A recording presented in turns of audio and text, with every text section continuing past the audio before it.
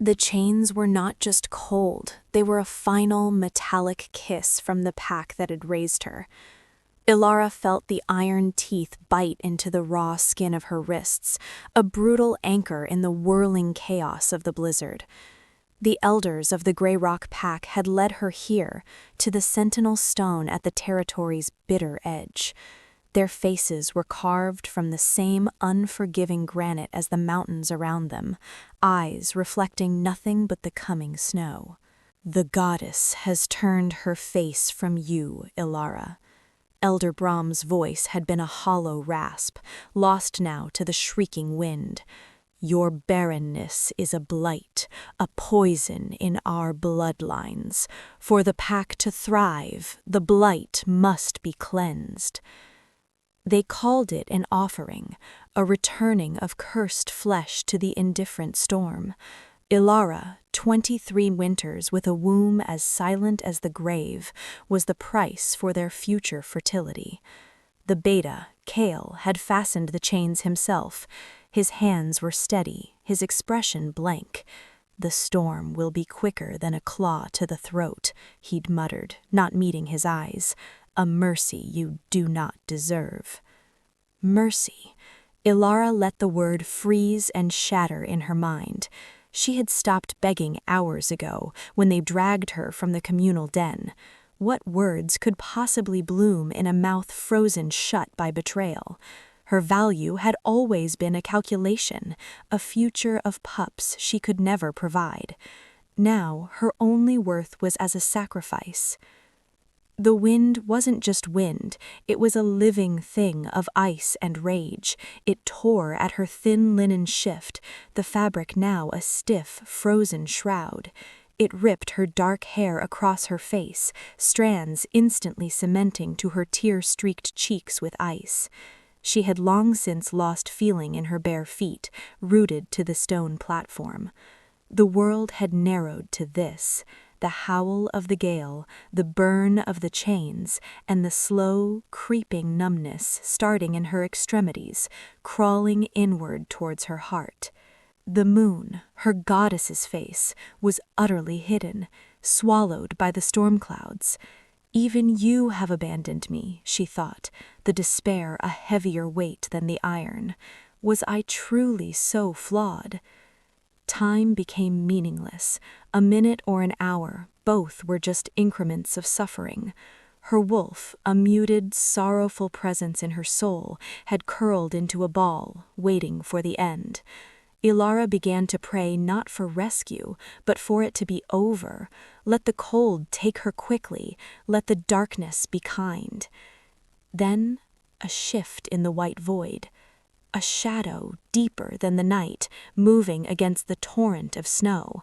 Not a wolf from her pack, they would never return. This shape was massive, a mountain coming to life. It moved with a predator's impossible grace, each step deliberate and unyielding against the fury that would have felled a tree. Her heart, sluggish with cold, gave a painful thud. Death had come, but not in the form she expected. As the figure neared, details emerged through the blinding sheet of white. A cloak of thick black furs, dusted with snow, the glint of polished silver armor at the shoulders and chest, and his eyes. They found hers through the storm, and Elara's breath caught in her frozen throat. They were not the eyes of a beast or a demon. They were gold, molten, burning gold, like twin suns breaking through an eternal winter. An alpha, not just any alpha. The power radiating from him was a tangible force, a pressure that made the very air tremble. He was a king walking through a tempest. He stopped a few paces from her, his gaze a physical touch as it swept from her ice-crusted face, down the cruel line of the chains, to her blue-tinged feet standing in a drift. The storm seemed to quiet around him, as if holding its breath. His voice, when he spoke, was a low rumble that vibrated in her bones, deeper than the thunder of avalanches in distant peaks. Who did this? Elara's lips were sealed by ice. She could only stare, mesmerized and terrified. This was no rescue. This was an intervention by a force of nature she could not comprehend. He closed the distance. The scent of him washed over her, pine needles crushed underfoot, wood smoke from a deep hearth, and beneath it the wild, electric scent of sheer, untamed power. It stirred her wolf, not to fear, but to a desperate, aching whimper of recognition. Without ceremony, he wrapped a giant leather-clad hand around the chains binding her right wrist. His golden eyes flared, incandescent. A low growl emanated from his chest, not of anger, but of pure, focused will.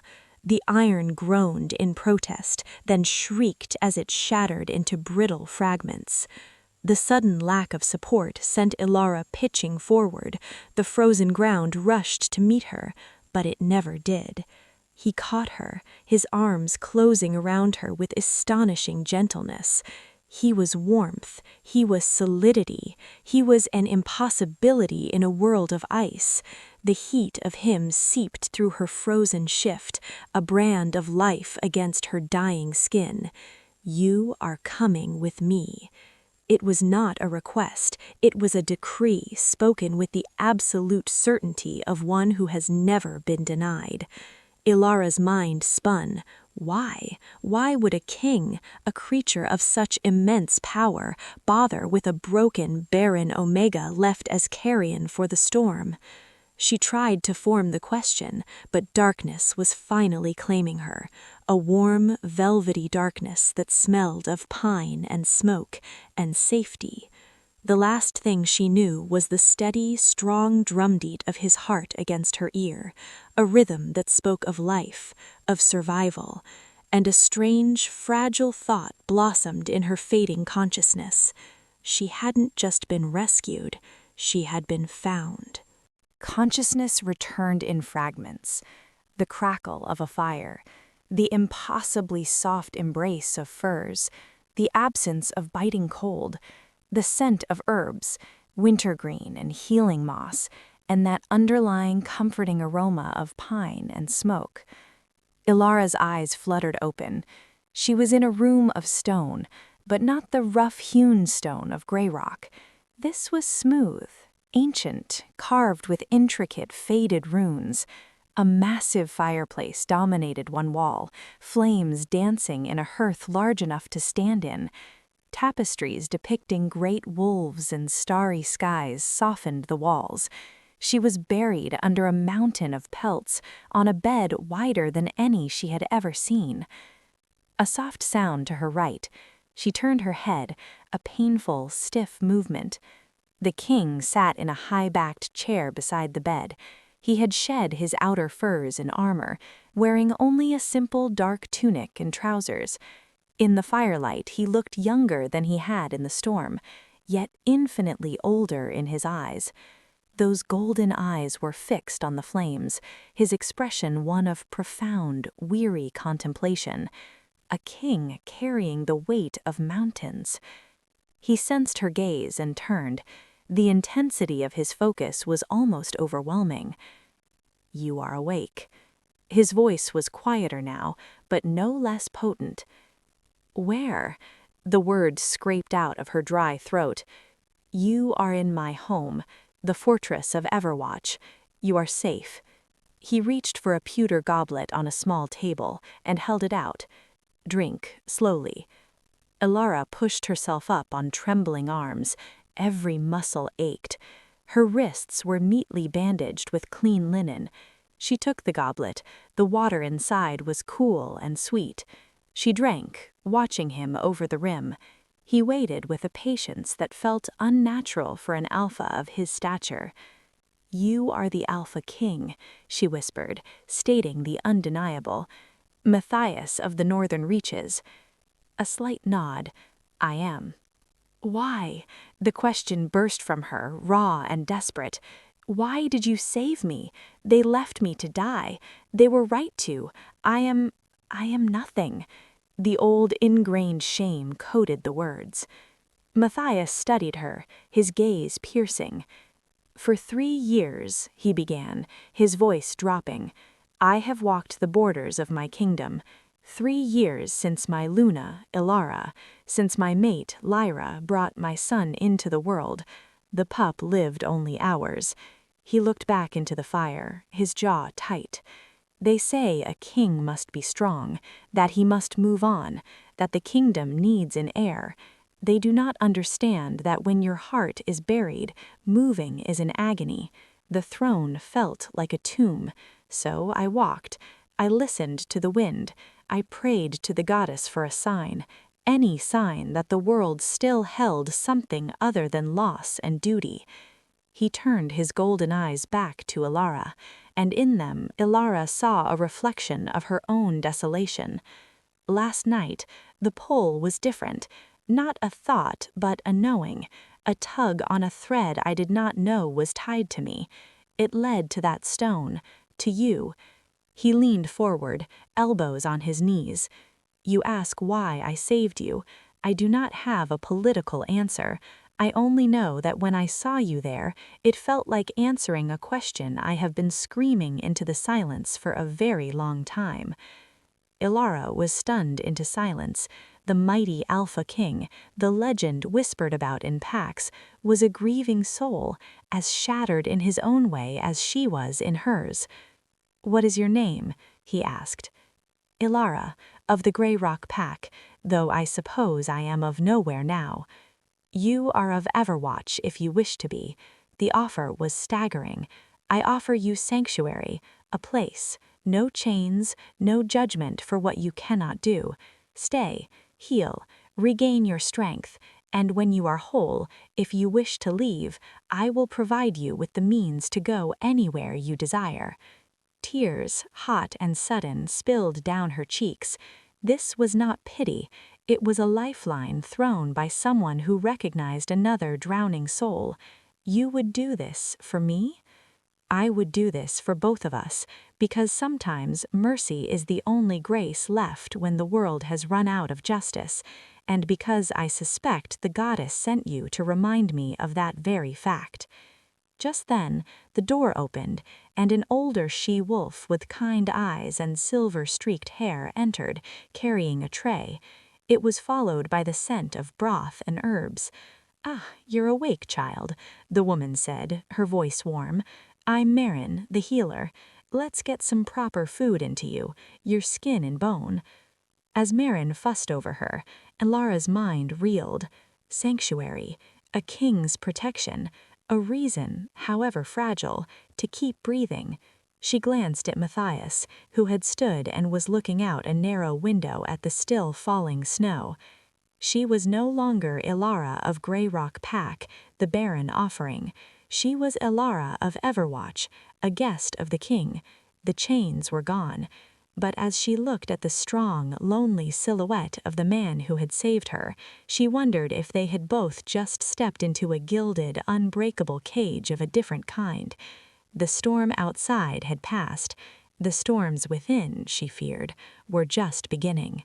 The fortress was a living, breathing entity of stone and shadow. Elara spent 3 days in the tower room, regaining strength under Barren's watchful eye. The healer was kind but shrewd, her fingers gentle as she applied salves to Elara's frost-nipped skin and the raw wounds on her wrists. "They were starving you long before the chains, weren't they, dear?" Barren murmured one afternoon, her tone holding no judgment, only sadness. Elara simply nodded, shame heating her cheeks. Her slow starvation had been the pack's quiet, shameful prelude to their violent finale. Matthias visited each evening. He never stayed long, never pressed her to speak. He would ask Barren about her progress, meet Elara's eyes with a silent, steadying look, and then leave as quietly as he came. His presence was a paradox, immensely powerful yet carefully contained, as if he was afraid his sheer alpha energy might shatter her. On the 4th day, her legs felt steady enough to explore. The corridor outside her room was a wide, torch-lit passage, the air cool and smelling of damp stone and burning pitch. She followed the distant murmur of voices, a sound so foreign after the silent condemnation of Grey Rock. The sound led her to the great hall. It took her breath away. The ceiling soared into darkness, lost in shadow far above. Massive iron chandeliers hung suspended, holding dozens of flickering candles. Long wooden tables ran the length of the hall, packed with wolves of all ranks, warriors in leathers, craftsmen in simple tunics, she-wolves with children on their laps. The air vibrated with laughter, heated debate, the clatter of trenchers and goblets. Life in chaotic, vibrant abundance. Elara froze in the arched doorway, her heart hammering. In Grey Rock, Omegas ate separately, after everyone else, and only what was left. To enter a hall like this, uninvited? Elara? Matthias's voice cut through her panic. He stood near the high table, dressed not in royal finery but in practical warrior's leathers. He nodded to an empty seat beside his own, not the Luna's chair, which remained pointedly vacant, but a place of clear honor. Every conversation in the hall dipped, then hushed. Hundreds of eyes turned to her. She saw curiosity, surprise, skepticism, but astonishingly no open hostility. She felt the weight of their gazes like a physical pressure. Swallowing her fear, she walked forward. The stone floor was cold under the soft-soled shoes Marin had given her. The whispers trailed her like ghosts. The Omega from the storm, the king's foundling. Is it true she's barren? She reached the high table. Matthias pulled the chair out for her himself. The simple, gallant act sent a fresh wave of whispers through the hall. "Thank you," she breathed, sitting. A serving girl with a shy smile placed a trencher before her, thick slices of roast venison, glazed roots, warm bread. The aroma made her stomach clench with painful hunger. "Eat, Elara," said Matthias, taking his own seat. "You need your strength." She ate slowly, aware of the continued attention. "They're all staring," she whispered to him. "They are curious," he replied, his voice low. "You are the first soul I have brought to my hall in 3 years. They wonder what you are to me." The question hung between them. She dared to look at him. "And what am I to you, your majesty?" He held her gaze, the firelight dancing in his gold eyes. "I do not know yet, but I believe you are here to help me remember something I have forgotten." Before she could process that, the main doors of the hall burst open with a crash that silenced the room completely. A guardsman, snow still melting on his cloak, stumbled inside, his face pale. "Your Majesty, riders of the gates, Alpha Garrett of the Grey Rock Pack demands an audience. He has 200 warriors with him." The piece of bread turned to dust in Elara's mouth. Garrett, the Alpha who had signed her death warrant. The blood drained from her face, leaving her cold all over again. Matthias's expression hardened into something terrifying. He rose to his full height, and his power, usually leashed, rippled out through the hall like a shockwave. Every wolf flinched. "He has come for me," Elara whispered, her voice trembling. "He will demand my return. He will say I am pack property, that you have no right." Matthias placed a hand on her shoulder, the touch firm and grounding. "He can demand the moon and the stars. It changes nothing." He looked to his beta, a scarred, grim-faced warrior named Rylan, who had appeared at his side. "Double the guard on the eastern tower. No one enters Elara's chambers but Marin. Then bring Alpha Garrett to the council chamber, alone." "Sire, his warriors," Rylan began, "will wait outside my walls," Matthias finished, his voice glacial. "Or they will die outside my walls. The choice is theirs." As he turned to leave, Elara's hand shot out, clinging to his sleeve. "Please," she begged, the fear making her bold. "He is cunning. He will use the old laws." Matthias covered her hand with his own, his warmth seeping into her icy fingers. "Pack law ends where mercy begins, Elara, and I do not return wolves to their executioners." He strode from the hall, Rylan and a contingent of guards falling in behind him. The silence he left behind was profound, then erupted into furious, anxious chatter. Marin was suddenly beside her, a firm hand on her arm. "Come, child, back to your rooms. I want to know what happens," Elara protested, even as her legs shook. "And you will, but not from the middle of a battlefield." Marin's gaze was compassionate but unyielding. "Trust him, Elara. Matthias did not hold these mountains for 20 winters by being afraid of bullies." Elara allowed herself to be led away, the joyous noise of the feast now feeling like a cruel mockery. As she climbed the tower stairs, the ghost of the chains seemed to tighten around her wrists once more. Sanctuary, it seemed, was a fragile thing, and its price might be a war brought to the very gates of the king who offered it. The storm had followed her inside. The council chamber was a place designed to intimidate. It was carved directly into the mountain's heart, a cavernous space lit by torches that threw long, dancing shadows. At its head sat a throne of obsidian black rock, and upon it Matthias looked less like a man and more like an ancient monument to judgment. Alpha Garrett was a wolf who ruled through bluster and brute force. He stood before the throne, his fur-trimmed cloak damp from melted snow, his face a mask of barely contained fury. He was not used to being kept waiting, nor to having his warriors barred from a hall. "She is Grey Rock property, Matthias," Garrett snarled, dispensing with titles. "A defective Omega. Her fate was pack justice. You have no right to interfere." Matthias's voice was deceptively calm, the calm of deep, still water over a deadly current. "She is a wolf who sought and was granted sanctuary in my territory. That is the oldest right of all, Garrett, older than your petty pack justice." "She is Barren!" Garrett spat the word like a curse. "A curse-bearer! Her presence weakens the blood. Her very existence is an offense to the goddess." Her only offense was being born different in a pack led by a small-minded fool. Matthias leaned forward slightly, the torchlight carving harsh planes into his face.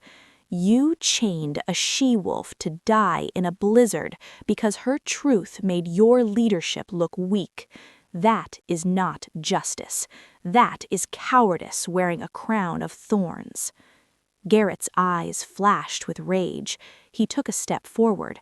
Rylan and the other guards shifted, hands on weapons.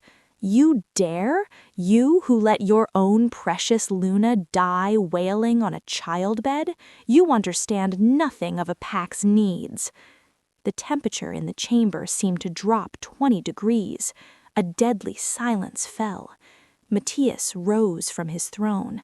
He did not shout, he did not growl, but the power that rolled off him was a physical force, pressing Garrett back a step.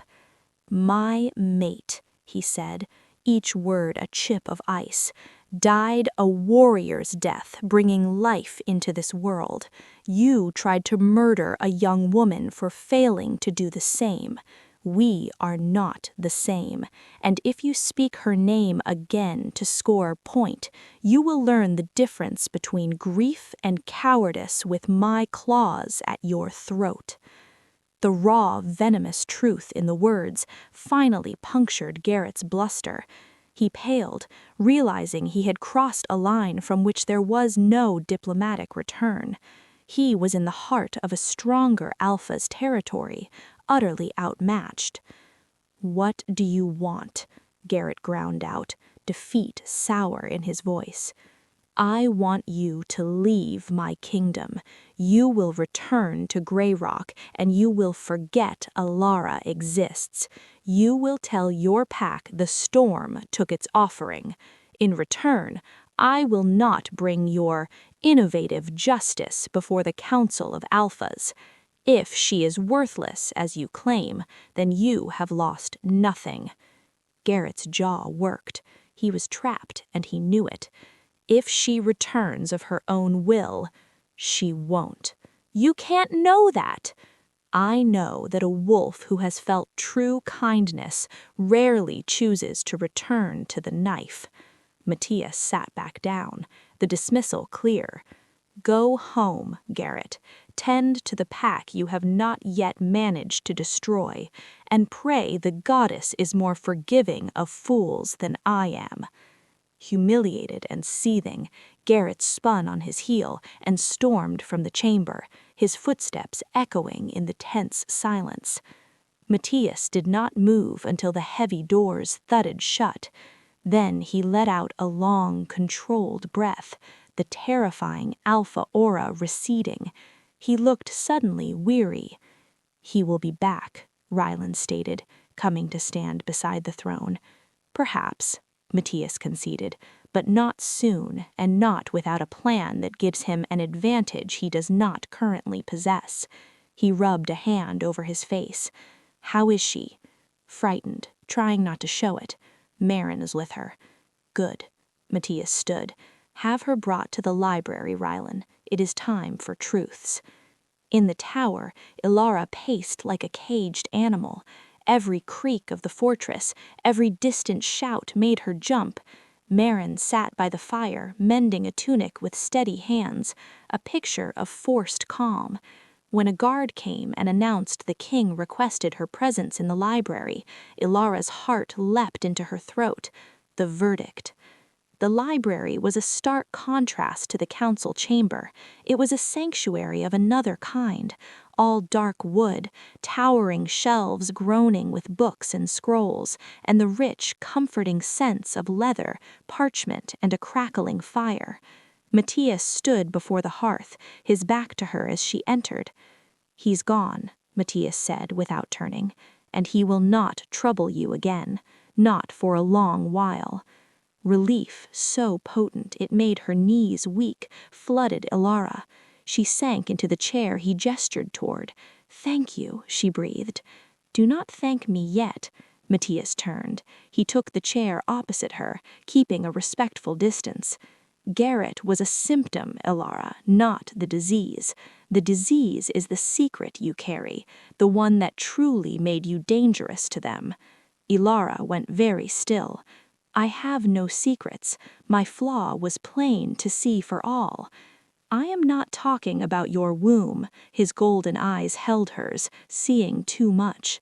"I am talking about your mind, the way you observe, the way you knew where the library was on your first day exploring, though it is hidden behind 3 unmarked passages. The way you flinched when Lord Hawken lied in council yesterday, though his face was a mask of sincerity." He leaned forward, his voice dropping to a conspiratorial whisper. "You are a Pathfinder, Elara." The ancient title hung in the air between them, a sacred and forbidden word. In legends, Pathfinders were seers of truth, finders of the lost, unravelers of secrets.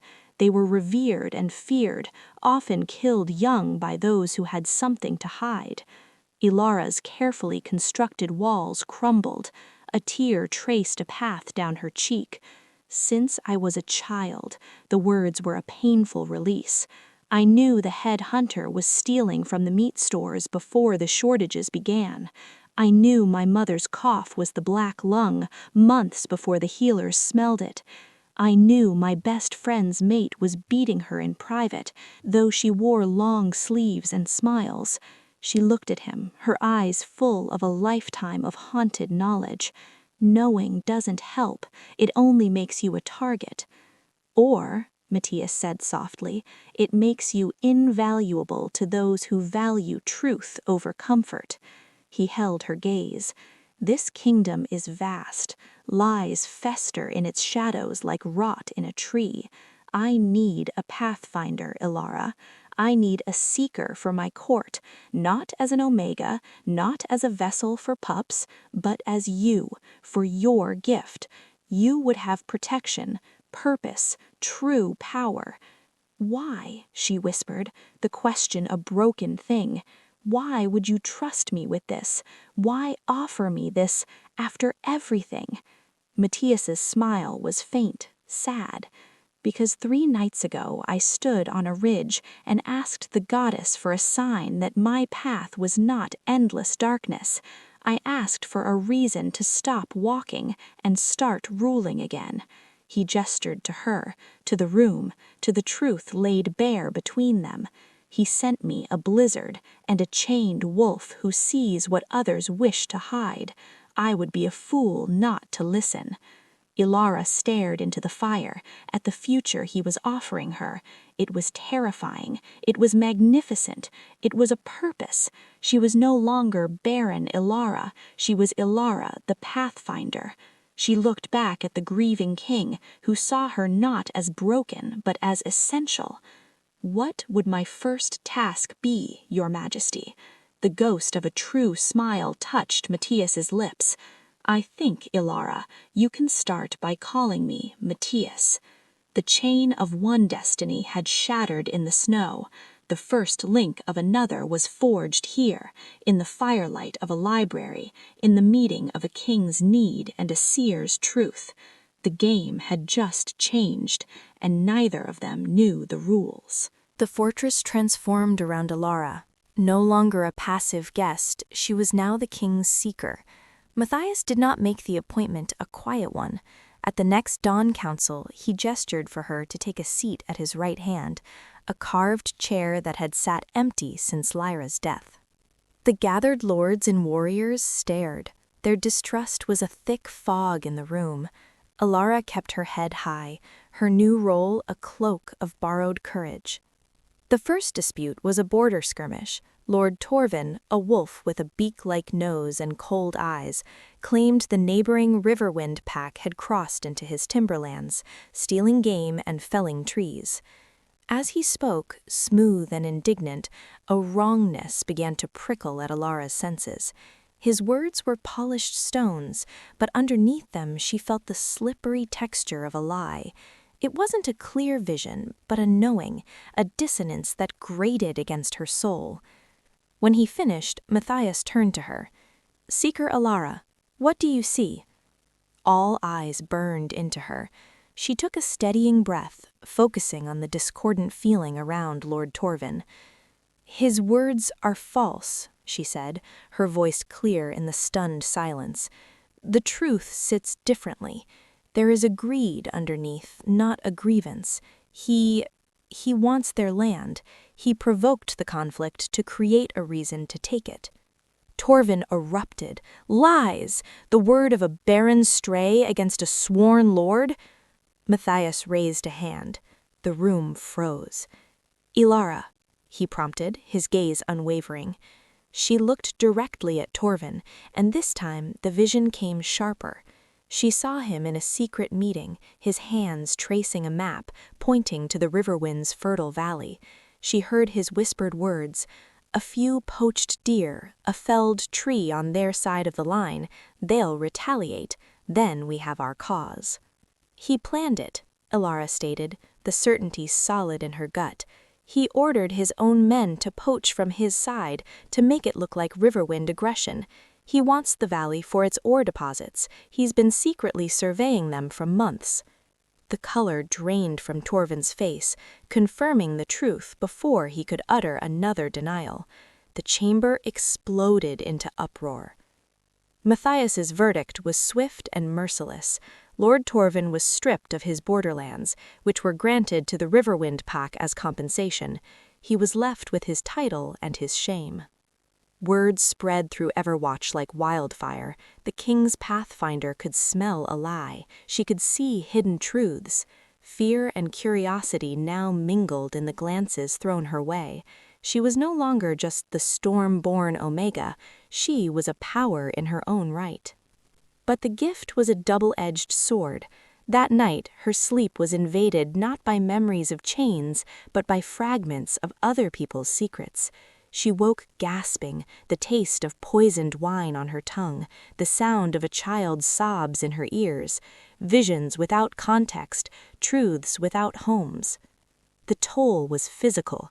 Dark circles appeared under her eyes.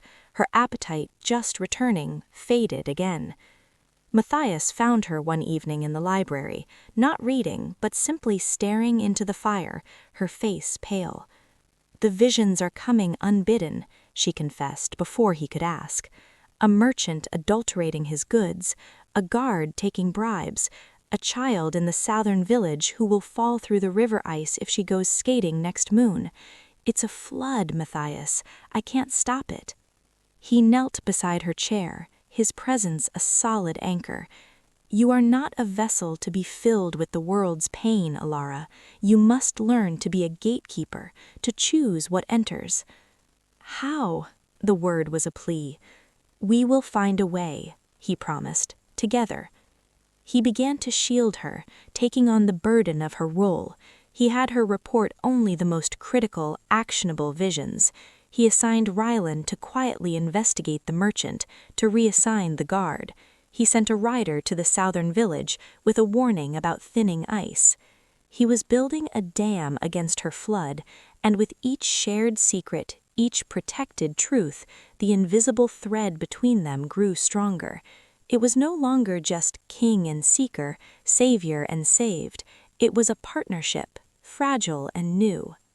One afternoon, a vision struck her with the force of a physical blow. She collapsed in the courtyard, her mind filled with screams and the smell of smoke.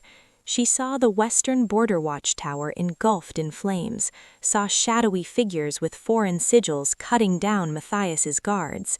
She stumbled to the council chamber, interrupting a meeting on grain stores. The Westerling Reach, they're planning a raid, 3 nights from now at the Moonshadow Tower. They mean to burn it and claim the pass. The room stared. This was not a lie in the room. This was a prophecy of blood. Matthias didn't hesitate. He stood, his face like granite. "Rylan, mobilize the border guard. We ride within the hour. We will be waiting in the trees when they come." He turned to Elara, who was shaking. He crossed the room and took her hands. They were ice cold. "You have saved lives today," he said, his voice for her alone. "Now let me bear this weight. You have done your part." As he led the warriors out, Elara felt the terrifying truth of her power. She could change fate. She could avert disaster. But the cost was feeling every approaching blade, smelling every drop of blood yet to be spilled. She was becoming a living scar on the skin of the world. When Matthias returned a week later, victorious and weary, the look in his eyes when he sought her out was no longer just gratitude. It was awe and a deep, resonant fear, not of her, but for her. He found her on the battlements, watching the sunset paint the peaks in blood and gold. "It happened just as you saw," he said quietly, standing beside her. "We were there. They were taken completely surprised. No one from Everwatch died. The tower stands." Elara nodded, unable to speak past the lump in her throat. She had seen the alternative in her dreams, the tower fallen, the pass open, war flooding their borders. "Elara," Matthias's voice was thick with an emotion she couldn't name. "This gift, it's consuming you. We must find you a teacher, someone who can show you how to wield this, not just be wielded by it." "I don't know any other Pathfinders," Elara whispered. "Then we will find one," he said, with the same certainty he'd used when he promised her sanctuary. "Even if I have to turn over every stone in the kingdom." He was quiet for a long moment, the dying light gilding his profile. "The pull between us," he began, then stopped, choosing his words with care. "It is more than alliance now. You feel it too, don't you?" Elara's breath caught. She had felt it, a magnetic draw, a rightness when he was near, a hollow ache when he was gone. She attributed it to gratitude, to dependency, but it was deeper, older. It was the same thread that had led him through the storm. "I feel it," she admitted, the confession terrifying. He already had his second chance. He was ready for his. "You need her as your partner. You need her to help you rule. You need her to help you see. You need her, and she needs you." Her hand found his, their fingers laced together, a simple, profound connection. "Then we walk it," she said, her voice steady with a newfound courage. "Together." In the distance, a lone wolf howled, its song echoing through the twilight valleys. It sounded less like a cry of loneliness and more like a call to come home. The bond between them, once acknowledged, bloomed with a fierce, quiet intensity. It was in the way Matthias's hand would brush hers when passing the scroll, in the silent conversations held across a crowded council room, in the peace Elara found simply standing in his presence. Under his steadfast protection, she began to tentatively explore her gift, not as a curse, but as a muscle to be trained. She learned to differentiate between the urgent, screaming visions that demanded action and the quieter, background whispers of lesser truths. Matthias was her anchor, his calm presence a tether when the current of foresight threatened to sweep her away. They spoke of a future, not of royal weddings or grand ceremonies, but of a quiet bonding, a private vow before the sacred stones of the fortress, a mating of minds and souls, not just of law and bloodline. But happiness in the northern reaches was a fleeting thing, always under threat from the ice and the shadows. The threat arrived not with war horns, but with polished words and sealed parchments.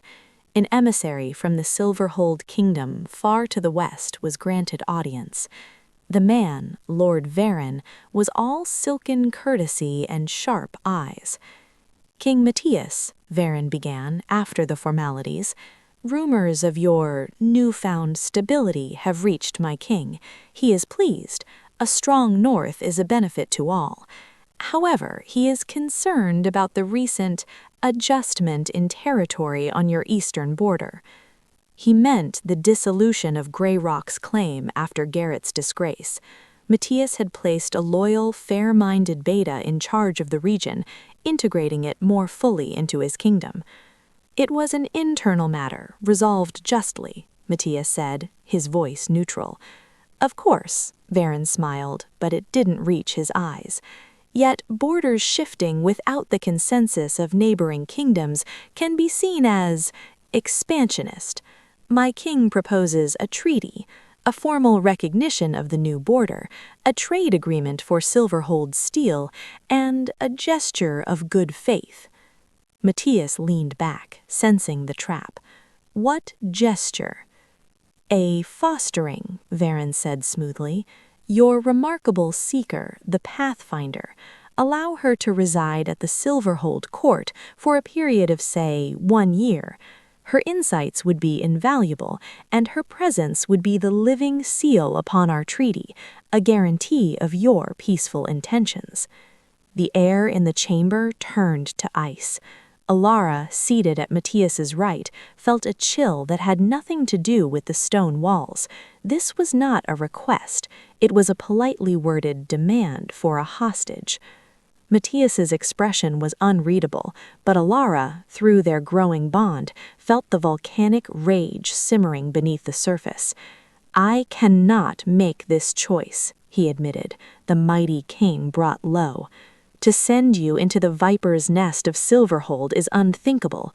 To condemn my people to a war we may not win for the sake of one person, it is the betrayal of a king's first vow." Elara's heart ached for him, but as he spoke, her gift stirred, not with a vision, but with a cold, strategic clarity. She saw the pieces on the board not as a terrified pawn, but as the seeker. "Matthias," she said, placing a hand on his arm, "what if I go?" He recoiled. "No, absolutely not."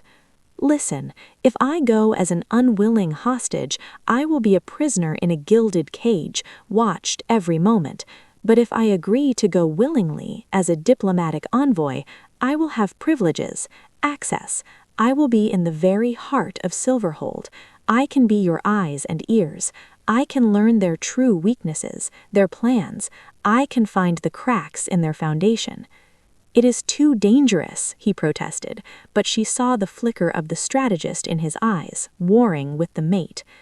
"It is what my gift is for, not just to see truth from afar, but to walk into the lie and dismantle it from within.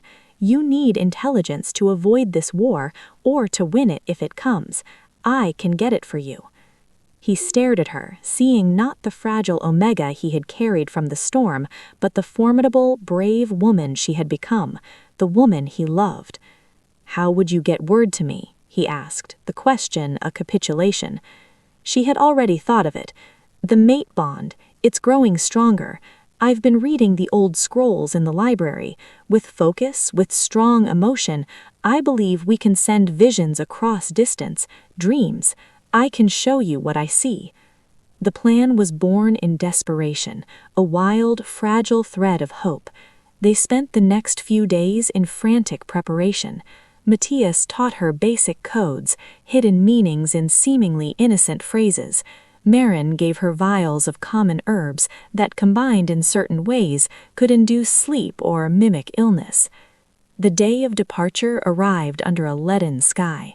Elara dressed in fine, warm robes, the attire of an honored guest. The entire fortress gathered in the main yard, a silent, grim audience. Matthias stood before her, and for a moment they were alone in the crowd.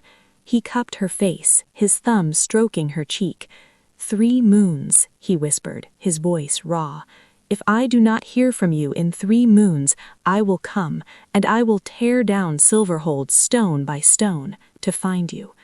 3 moons, she promised, memorizing the lines of his face, the burn of his gold eyes. He kissed her then, not as a king, but as a mate. It was a kiss of promise, of desperation, of a love being torn atu. The fortress bells, stirred by no visible hand, began to toll a slow, mournful dirge. Lord Barren watched with a satisfied smile, believing he had won a great prize. Elara mounted the horse they provided. She did not look back as the gates of Everwatch closed behind her. She looked ahead to the treacherous path she had chosen. The storm once chained her body, now duty and love chained her heart, pulling her into a different kind of tempest. As the mountains of home faded into the mist, she felt the mate bond stretch thin, a silver thread of agony connecting her to Matthias. But she held on to it, a lifeline in the coming dark. She was no longer the sacrifice, she was the weapon, and she was heading straight for the heart of the enemy. Silverhold was a kingdom of splendor and sharp edges. The capital was all white marble and glittering spires, a stark contrast to the rugged stone of Everwatch. The air smelled of perfumed oils and forged steel. King Corvin was a man of polished cruelty. He was handsome, with silver-streaked hair and eyes the color of a frozen lake. He greeted Elara with flawless courtesy, welcoming her as an honored guest and scholar.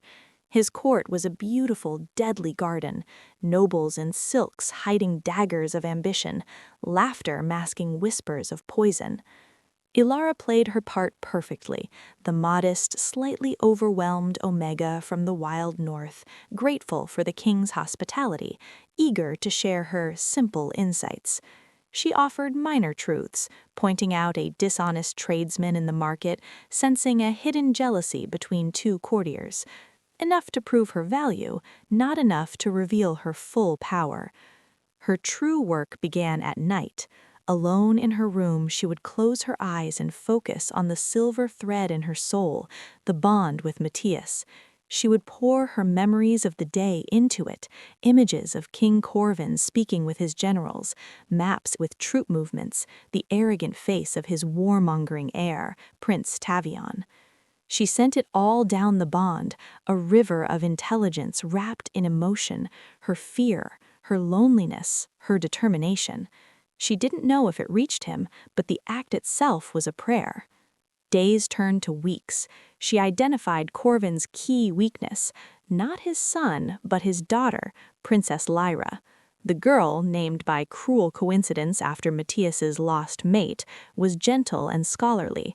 She disliked her father's aggression and harbored a secret admiration for the Northern Kingdom's tales of justice. Elara carefully befriended her during library visits, bonding over old texts. She also found the fracture in the military. General Draven, Corvin's oldest commander, was a veteran who had seen too much war. He privately believed the planned invasion of the North was a wasteful folly. Elara, during a tour of the barracks, happened to mention Matthias's famed respect for honorable soldiers and his policy of providing for warriors crippled in battle, a stark contrast to Corvin's neglect. She saw the thoughtful, troubled look in Draven's eyes. One evening, a vision struck with such violence she had to stifle a scream. She saw Silverhold troops not massing at the northern border, but marching east through a secret high mountain pass she had seen on a map in Corvin's war room. They meant to flank Everwatch, to attack from the undefended rear. This was the critical truth. The treaty talk was a delaying tactic. War was already coming. That night she poured every ounce of her strength, her fear, her love into the mate bond. She sent the vision of the map, the pass, the marching columns, the planned date of attack. She sent it with such clarity and force that she collapsed exhausted, her nose bleeding from the strain. Back in Everwatch, Matthias jolted awake from a feverish sleep, gasping. Rylan, who had been standing watch, was at his side in an instant. "Sire?" Matthias's eyes were wide, seeing not his chamber but the vision Elara had sent. The pass, the troops, the treachery. "She reached me," he breathed, awe and fury warring in his voice. "Rylan, mobilize the Eastern Guard. They're coming through the Serpent's Tongue Pass. We have 10 days. The game was up. Elara knew her time was short. Corvin would soon realize his secret was out. She had one move left. She went to Princess Lyra, not in the library, but in the secluded royal gardens. She dropped all pretense. "Your father plans to break his word and attack the north through the eastern pass. Thousands will die for his pride. You know it is wrong." Lyra paled. I cannot go against my father." "You don't have to fight him," Elara urged. "Just leave. Go to the northern border under the pretense of a pilgrimage. Take the scrolls that prove his plans, the ones you showed me in the library, the ones with his seal. Seek asylum. Your act of conscience will shatter his moral authority. It may stop the war before it starts." The princess, trembling but resolute, agreed. Next, Elara requested an audience with General Draven, under the guise of asking about northern military tactics. Alone in his study, she looked at the weary old warrior. "He will throw your men against the mountain walls of the north for nothing, General. You know this. When the princess defects, the council will waver. Be the voice of reason they listen to. Refuse the order to march." Draven studied her, the fabled Pathfinder. He saw the truth in her eyes and the truth of his own misgivings. He gave a single, slow nod. The pieces were in motion. Elara could only wait, a queen in a gilded cage, moving pawns on a board she could not see. 3 days later, the storm broke. Princess Lyra was discovered missing, along with incriminating documents. General Draven publicly refused to mobilize the Eastern Legion, calling the plan suicidal folly. The Silverhold court erupted in chaos. King Corvin, his mask of civility shattered, stormed into Elara's chambers. His frozen lake eyes were blazing with fury. You viper, what have you done?" Elara stood her ground, the Barren Omega from the storm facing down a king. "I showed them the truth," she said calmly, "and the truth has made you vulnerable." He backhanded her across the face. The force knocked her to the floor. "You will pay for this," he snarled. "You will watch as I burn your northern savage and his fortress to the ground, starting with you." But even as he spoke, a horn blast echoed through the city, not a Silverhold horn, but the deep, mournful bellow of a northern war horn. A guard burst in, his face ashen. "Your Majesty, northern forces, at the gates, King Matthias himself, and he has Princess Lyra with him." Corvin's face went blank with shock. The flawless trap had sprung on the trapper. Elara wiped blood from her lip, a fierce, grim smile touching her mouth. Matthias had gotten her message. He had moved faster than Corvin anticipated, and he had brought her greatest weapon, the truth in the form of a righteous princess. The cage door, she realized, was about to be torn off its hinges. The hours were a blur of terror and surreal triumph. Corvin, raging and trapped, had Elara dragged to the main gates as a shield. The sight that greeted her stole her breath. Matthias stood before the gates of Silverhold, astride a massive black warhorse. He was in full battle armor, the dawnlight catching on the silver inlay of a snarling wolf. Behind him, arrayed in silent, formidable ranks, were the warriors of Everwatch, and at his side, pale but standing straight, was Princess Lyra. But it was Matthias's eyes that held her. They found Elara across the distance, bruised but unbroken, and the molten gold in them blazed with a possessive, terrifying love and a promise of violence. "Corvin!" Matthias's voice roared over the walls, the voice of the mountain itself. "You have broken faith. You have threatened what is mine. Release my seeker. Now, or I will reduce your glittering city to a memory in the snow." "You dare bring my own daughter against me?" Corvin shouted back, his hand tight on Elara's arm. "I bring a witness to your treachery," Matthias countered. "The world now knows your word is worthless. Your generals doubt you. Your people will despise you for a war of vanity. End this, now." The standoff stretched, tense and brittle.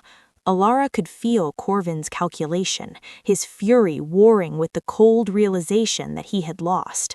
Attacking now, with his own forces divided and the northern army at his gate, was madness. Finally, with a snarl of utter defeat, Corvin shoved Elara forward.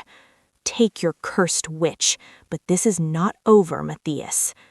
Two northern warriors rushed forward, sweeping Elara safely behind their lines. The moment she was free, she stumbled towards Matthias. He dismounted in one fluid movement and caught her as she reached him, pulling her into the solid, familiar safety of his arms. He buried his face in her hair, his body trembling with released tension. "You're bleeding," he murmured, his voice thick. "It's nothing," she whispered, clinging to him. "You came." "I told you I would." He pulled back, examining her face, his own etched with a mixture of fury and profound relief. "Your visions, they saved the kingdom, Elara. We were waiting for them in the pass. They never stood a chance." He helped her onto his horse, mounting behind her, encircling her with his arms. As they turned to leave, he addressed Corvin one last time. "The treaty is void. Your daughter remains under my protection until a council of neighboring kings can decide the future of Silverhold. If you move against the north again, Corvin, I will not stop at your gates. I will come for your throne." The return journey to Everwatch was a victory march, but Elara felt hollow. The strain of the past moons, the constant fear, the violent use of her gift had left cracks in her spirit. The visions, once a stream, now felt like a dam about to burst. She saw flashes of pain from wounded soldiers, felt the lingering terror of the Silverhold citizens, heard the echoes of Corvin's threats. Worse, she had seen something else in her final days at Silverhold, a secret she had not shared with Matthias. In the depths of Corvin's archives, she had found cryptic references not just to Pathfinders, but their origin and their potential end. A line in an ancient text haunted her. "The sight unbounded shall consume the vessel. Truth untempered burns the soul to ash." She was burning, and she didn't know how to stop. Back in the fortress, she was hailed as a hero. The pack's suspicion had fully melted into respect and awe. She had saved them from a devastating war. But in the quiet of their chambers, Matthias saw the shadows deepening under her eyes, the way she flinched at sudden noises. "You're not sleeping," he stated one night, finding her on the balcony staring at the stars. "The visions won't stop," she confessed, her voice thin. It's not just the big things anymore, it's everything. The cook's sorrow over a lost child, a guard's secret love for another's mate, the pain in an old wolf's arthritic joints. It's all pouring in. I can't build walls high enough. Fear, colder than any he had felt in battle, gripped Matthias's sart. He recalled Senna's words. A Pathfinder who opens without boundaries becomes a conduit for all truth, all pain. Most do not survive the breaking. We will find a teacher, he vowed, pulling her close. I will search every frozen corner of this world. There must be someone who can teach you control. There is, Elara said quietly, the memory of the ancient text crystallizing. The records in Silverhold spoke of her, the last great Pathfinder. They called her the Weeping Mother. She lives in the Valley of Mists, beyond the Glacier of Tears. But Matthias, they say the journey is death, and that she turns away all seekers. Matthias looked at her, at the woman who had walked into the heart of an enemy kingdom for him. Then it is a good thing, he said, a determined light igniting in his eyes, that I am no ordinary seeker, and you are worth any journey. He began preparations that very night. The kingdom, still recovering, would be left in the steady hands of Rylan and a council of trusted elders. It was a risk, but a greater risk was watching Elara shatter into 1,000 pieces. As they packed, Elara was plagued by one final chilling vision, not of the journey, but of its end. She saw a woman with eyes like bottomless wells, seated in a circle of standing stones. She saw herself kneeling before her, and heard a voice, both ancient and kind, whisper, "To master the sight, you must first be willing to go blind. Are you prepared, child, to forget what you know in order to learn how to see?" She didn't know the answer, but as she looked at Matthias, checking supplies with fierce focus, she knew she had to try. The storm had not ended on the sentinel stone, it had merely changed form, and now it raged inside her own mind. They were going to walk into the mist to find a legend, or to be consumed by it. The greatest trial was no longer against kings or chains, but against the very gift that had set her free. The journey north, beyond the borders of the mapped kingdom, was a descent into a primordial world. The air grew thinner, sharper. Forests of pine gave way to stunted, twisted trees, and then to vast, barren tundra scoured by winds that never ceased their moaning. They traveled as wolves, their fur thick against the cold, their supplies strapped to their backs. The Glacier of Tears was a monstrous river of blue-white ice, groaning and cracking, its surface a maze of crevices that hid bottomless green depths. Picking their way across it took days of nerve-shredding care.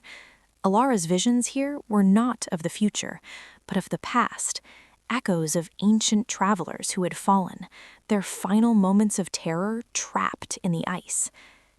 Beyond the glacier lay the Valley of Mists. It was a place that defied sense. Thick, pearlescent fog clung to the ground, swirling in unnatural patterns. Sounds were muffled, then amplified. A whisper would echo like a shout. A footfall would be swallowed into silence. The very light was diffused, coming from everywhere and nowhere. They wandered for what felt like days, time losing all meaning. Hunger and cold became distant concerns. The mist played tricks on the mind, showing phantoms of loved ones, whispering their deepest fears.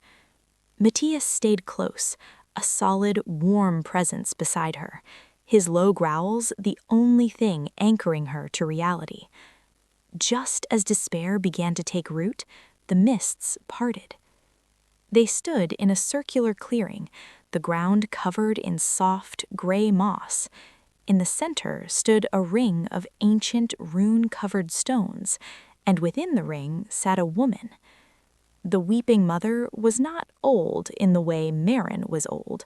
She was ancient, ageless. Her skin was pale as the mist, her hair a waterfall of silver white that pooled around her.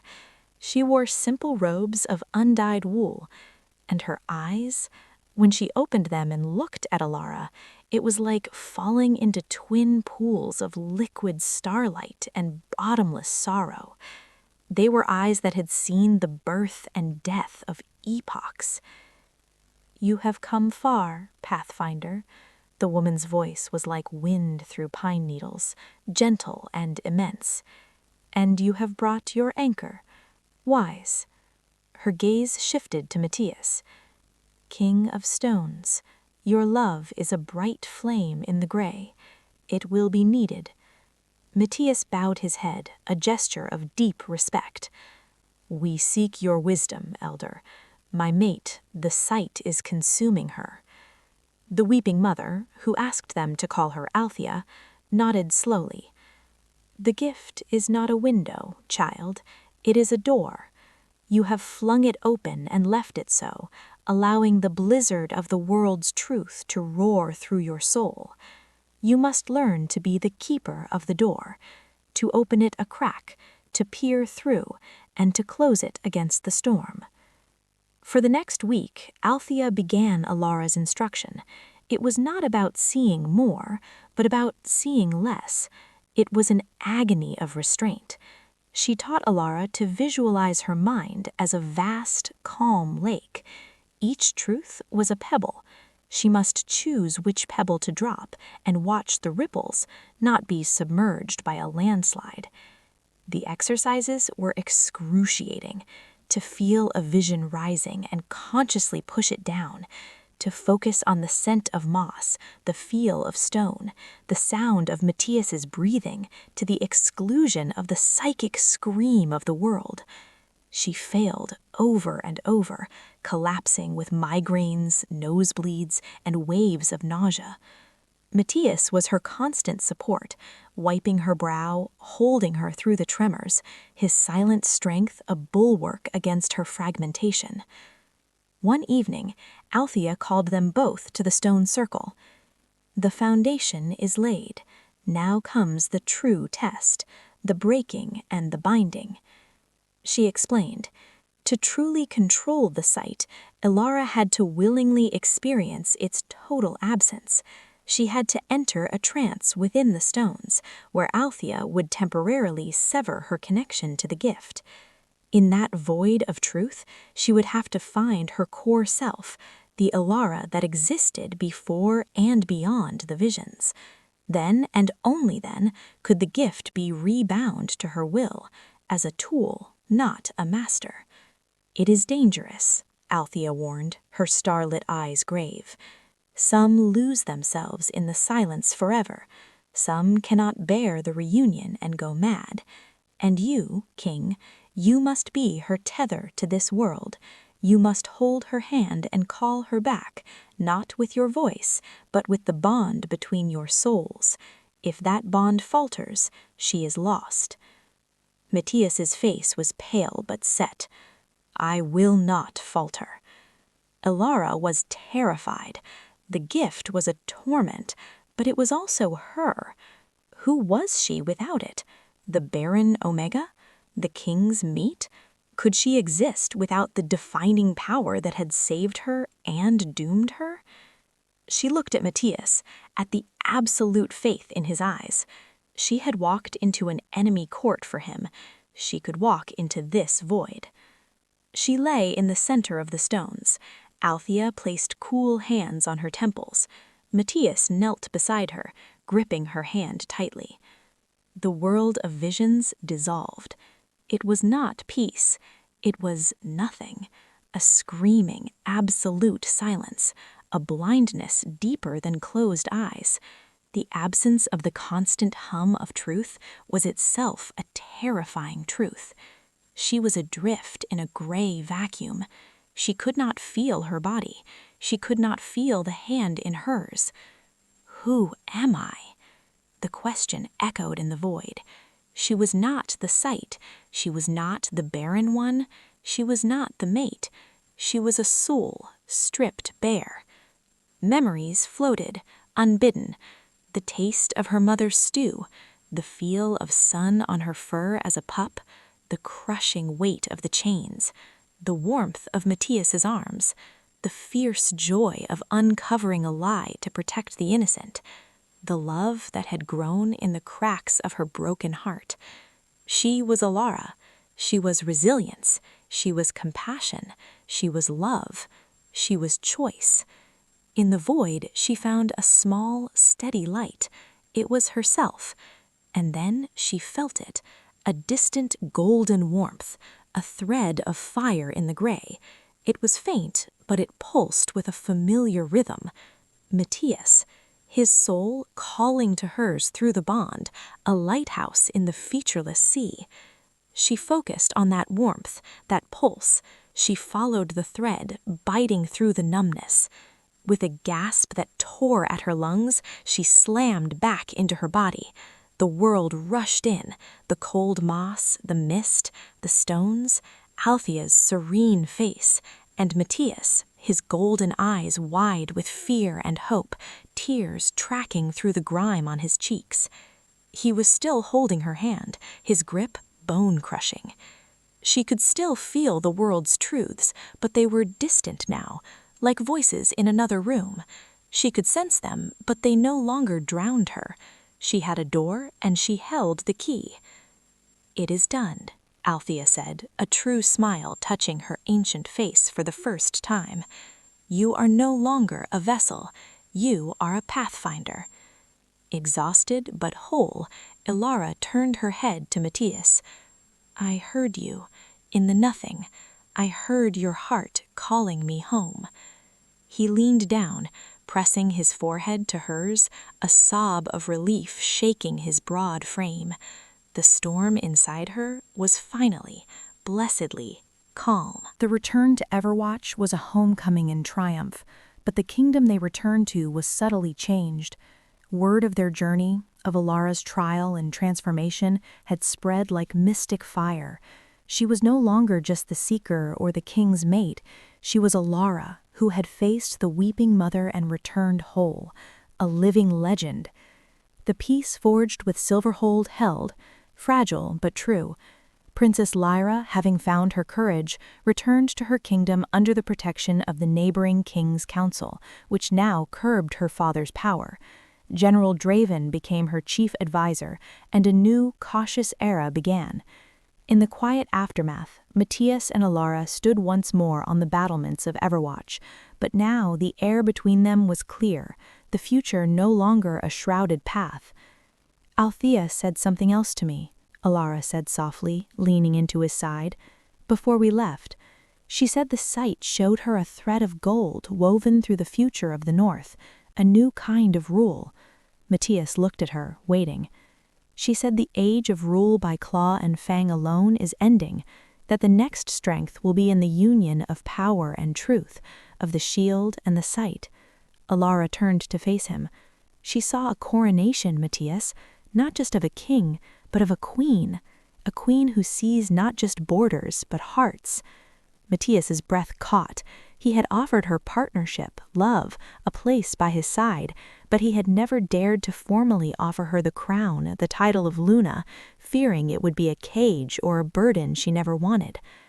"Elara," he began, his voice thick. "I don't need a ceremony to be your mate," she said, smiling, reading the love and hesitation in his eyes.